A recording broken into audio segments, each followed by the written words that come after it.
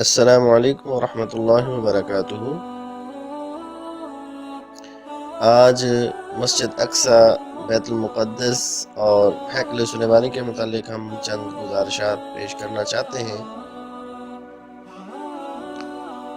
جس طرح تین مذاہب حضرت ابراہیم علیہ السلام کے الہامی مذاہب جن میں یہودی، عیسائی اور مسلمان شامل ہیں، شروع سے ہی بیت المقدس ان کے مابین متنازع رہا ہے۔ ہم انشاءاللہ تاریخی پس منظر کو سامنے رکھتے ہوئے اس چیز کے متعلق جانیں گے کہ حقیقت کے اندر بیت المقدس پر کن کا اصولی طور پر حق ہے کہ وہ اس کی متولیت کریں۔ بات شروع کرنے سے پہلے چینل کو سبسکرائب کریں اور بیل آئیکن کو پریس کریں تاکہ ہر آنے والی ویڈیو آپ کو وقت پر مل سکے۔ نبی اکرم صلی اللہ علیہ وسلم نے ارشاد فرمایا کہ بیت اللہ یعنی اللہ تعالیٰ کا گھر اور بیت المقدس، اس کا آپس میں 40 سال کا فرق ہے۔ ایک اور حدیث میں نبی اکرم صلی اللہ علیہ وسلم نے بیت المقدس کی فرضیت بیان کرتے ہوئے ارشاد فرمایا کہ روح زمین پر 3 ایسے مقامات ہیں جن کی طرف انسان جب سفر کرتا ہے تو باعث اجر و ثواب ہوتا ہے۔ نمبر 1 بیت اللہ، اللہ تعالیٰ کا گھر، نمبر 2 مسجد نبوی، اور تیسرے نمبر پر بیت المقدس یعنی مسجد اقصی۔ یعنی ان تینوں مقامات کی طرف جب انسان سفر کرتا ہے تو اس سفر کو اللہ تعالیٰ باعث اجر بنا دیتے ہیں۔ اب ہم بیت المقدس کے متعلق بات کرتے ہیں۔ امت مسلمہ کا قبلہ اول اور جس کی بنیاد حضرت داؤد علیہ السلام نے رکھی اور اس کی تکمیل حضرت سلیمان علیہ السلام نے کی، جس طرح نبی اکرم صلی اللہ علیہ وسلم کی حدیث پہلے میں نے بیان کی ہے۔ نبی اکرم صلی اللہ علیہ وسلم نے فرمایا کہ خانہ کعبہ یعنی بیت اللہ اور مسجد اقصی بیت المقدس کا آپس میں 40 سال کا فرق ہے، اور بیت اللہ کو سب سے پہلے حضرت آدم علیہ السلام نے تعمیر فرمایا اور اس کے بعد مختلف ادوار کے اندر مختلف انبیاء علیہ السلام نے اللہ کے حکم سے اس کی تعمیر فرمائی۔ اسی طریقے سے بیت المقدس کو بھی مختلف ادوار میں مختلف حادثات کی شکل میں گرا دیا گیا، اور اسی سلسلے میں حضرت داؤد علیہ السلام کو جب اللہ تعالیٰ نے حکومت دی تو اللہ تعالیٰ کے حکم کے مطابق حضرت داؤد علیہ السلام نے بھی اس مسجد کی تعمیر فرمائی۔ عام طور پر شہر یروشلم کو بھی بیت المقدس ہی کہا جاتا ہے۔ یہ ان شہروں میں سے ایک ہے جنہیں نوع انسانی عزت و احترام کی نگاہ سے دیکھتی ہے، جس کا ذرہ ذرہ مقدس ہے۔ اکثر انبیاء اسی شہر میں مبعوث ہوئے۔ یہ شہر مسلمانوں، عیسائیوں اور یہودیوں کے لیے یکساں متبرک ہے۔ حضرت صلی اللہ علیہ وسلم ہجرت کے بعد صحابہ کرام کو ساتھ لے کر 17 ماہ تک اس کی طرف رخ کر کے نماز پڑھتے رہے۔ جب آپ صلی اللہ علیہ وسلم معراج پر تشریف لے گئے تو یہی مقام آپ صلی اللہ علیہ وسلم کی پہلی منزل بنا۔ اس مقام پر حضور اکرم صلی اللہ علیہ وسلم نے سابق انبیاء کی امامت کرائی۔ یہ حضرت داؤد، حضرت سلیمان علیہ السلام اور کئی دوسرے انبیاء کے مقابر بھی ہیں۔ حضرت داؤد علیہ السلام نے شہر مقدس پر 33 سال حکومت کی۔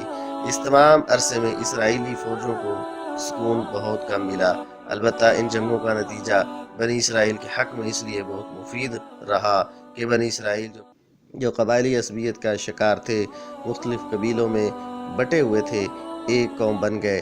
حضرت داؤد علیہ السلام کی دلی خواہش تھی کہ وہ ایک معبد بنائیں، لیکن اسرائیلی روایات کے مطابق انہیں خواب میں بتایا گیا کہ اللہ کا مستقل گھر ان کے بیٹے کے عہد میں تعمیر ہوگا۔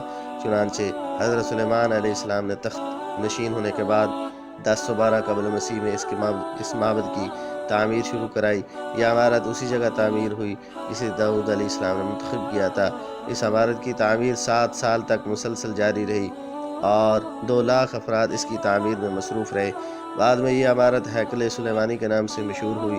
ہیکل سلیمانی فن تعمیر کا ایک شاہکار تھا جس کی لمبائی 90 فٹ، چوڑائی 30 فٹ اور اونچائی 45 فٹ تھی۔ اس کے اندر پاک ترین جگہ بنائی گئی جہاں تابوت سکینہ رکھا گیا۔ حضرت سلیمان علیہ السلام کی وفات کے بعد بنی اسرائیل کی ریاست 2 حصوں میں بٹ گئی۔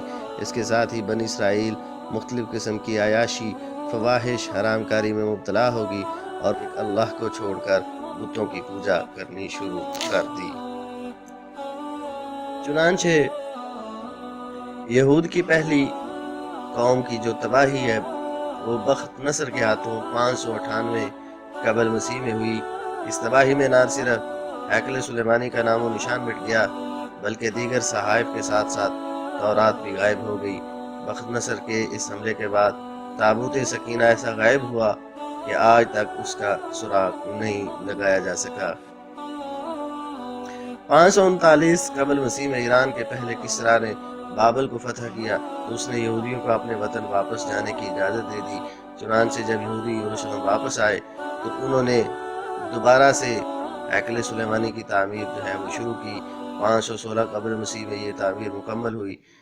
63 قبل مسیح میں رومی جنرل قوم سپاہی کا محاصرہ کر کے ہیکل کو دوبارہ اس نے تباہ کر دیا، لیکن ہرود اعظم کے دور میں جو رومی شہنشاہ کے باغزگار کی حیثیت سے یہاں کا بادشاہ بنا، بیت المقدس نے دوبارہ سلیمان علیہ السلام کے عہد کی عظمت حاصل کر لی۔ اس بادشاہ نے ہیکل سلیمانی کو اثر نو عظمت بخشی۔ بقول کیپٹن بارن ہیرود کے وسیع کردہ ہیکل کا رقبہ تقریباً 1000 فٹ تھا اور شان و شوکت میں سلیمان کے تعمیر کردہ ہیکل سے کسی طرح کم نہ تھا۔ 70 عیسوی میں جب رومی شہنشاہ تیتس شہر میں داخل ہوا اور رومی سپاہی یہودیوں کا تعاقب کرتے ہوئے ہیکل کے اندرونی صحن میں داخل ہوئے تو ایک یہودی نے جلتی ہوئی مشعل ہیکل کے اندر پھینک دی، جس سے ہیکل میں آگ بھڑک اٹھی اور یہ جل کر راکھ ہو گیا۔ اس مرتبہ ہیکل کی تباہی خود یہودیوں کے ہاتھوں ہوئی۔ 135 عیسوی میں جب دوبارہ معبد یعنی ہیکل تیار ہوا تو رومیوں نے اسے گرا کر اس کی جگہ حل چلا دیے۔ 136 عیسوی میں رومی شہنشاہ ہیڈرن نے اسے دوبارہ آباد کیا اور شہر کا نام پہلے ایلیا اور پھر کیسیٹولینا قرار دیا۔ اس بات کو فرنگی مورخین اور ماہرین آثار قدیمہ تسلیم کرتے ہیں کہ ہیرودوت کا تعمیر کردہ ہیکل تباہ ہونے کے بعد صدیوں تک اس جگہ پر ملبے اور غلاظت کے ڈھیگ پڑے رہے۔ یہودیوں سے لوگ نفرت کی بنا پر لوگ کوڑا کرکٹ اس جگہ پر پھینکتے تھے۔ چنانچہ حضرت عمر رضی اللہ تعالیٰ عنہ کے زمانے میں جب مسلمانوں نے بیت المقدس فتح کیا تو اس وقت یہاں یہودیوں کا کوئی معبد نہ تھا بلکہ کھنڈر پڑے ہوئے تھے۔ حضرت عمر رضی اللہ تعالیٰ عنہ کے حکم سے ان کھنڈرات پر ایک مسجد کی تعمیر ہوئی۔ ایک قدیم سیاح آرکلف نے بھی ایک سادہ مسجد کا ذکر کیا ہے جو 670 میں مقدس مقامات کی زیارت کے لیے بیت المقدس بھی آیا تھا۔ تقریباً اس سادہ سی تعمیر کے 50 سال بعد اموی خلیفہ عبد الملک بن مروان نے 72 ہجری بمطابق 290 عیسوی میں مسجد اقصیٰ اور قبۃ الصخرہ کی بنیاد اٹھائی۔ یہ خلیفہ قبۃ الصخرہ کی تعمیر ہی مکمل کر سکا۔ مسجد اقصیٰ کی تعمیر کا کام جو ادھورا رہ گیا تھا ولید بن عبد الملک نے مکمل کرایا۔ وہ مقدس مقامات جن کی بدولت یہ مقدس شہر مسلمانوں، عیسائیوں اور یہودیوں کی عقیدتوں کا مرکز ہے، اکثر و بیشتر کی مشرق پہاڑی پر ایک احاطہ ہے جس کو مسلمان حرم شریف اور یہودی بیت الرحم کے نام سے پکارتے ہیں۔ یہ بیت المقدس کا مقدس ترین حصہ ہے۔ ڈاکٹر برکلے کے بیان کے مطابق حرم شریف 35 ایکڑ پر مشتمل ہے۔ مسجد اقصیٰ اور قبۃ الصخرہ اسی حرم میں واقع ہیں۔ حرم میں جگہ جگہ بلند مقامات ہیں جنہیں مسلمان محراب کہتے ہیں اور ان کے سامنے نوافل ادا کرتے ہیں۔ حرم شریف میں 4 حوض وضو کے لیے اور 5 منبر واعظین کے لیے، مستورات کے لیے 3 مقصورے ہیں۔ اندرونی بیرونی دروازوں کی تعداد 50 ہے۔ جس طرح ہم احادیث کے اندر پہلے بیان فرما چکے ہیں کہ اللہ رب العزت نے مختلف ادوار کے اندر اپنے انبیاء علیہم السلام کو اس بات کا حکم دیا کہ وہ بیت المقدس کی تعمیر فرمائیں، اور اسی سلسلے میں حضرت داؤد علیہ السلام کو جب اللہ رب العزت نے حکومت بخشی تو آپ کو بھی حکم دیا گیا۔ تو اس طرح حضرت داؤد علیہ السلام نے معبد کی بنیاد رکھی اور حضرت سلیمان علیہ السلام کے دور حکومت میں وہ کمپلیٹ ہوئی۔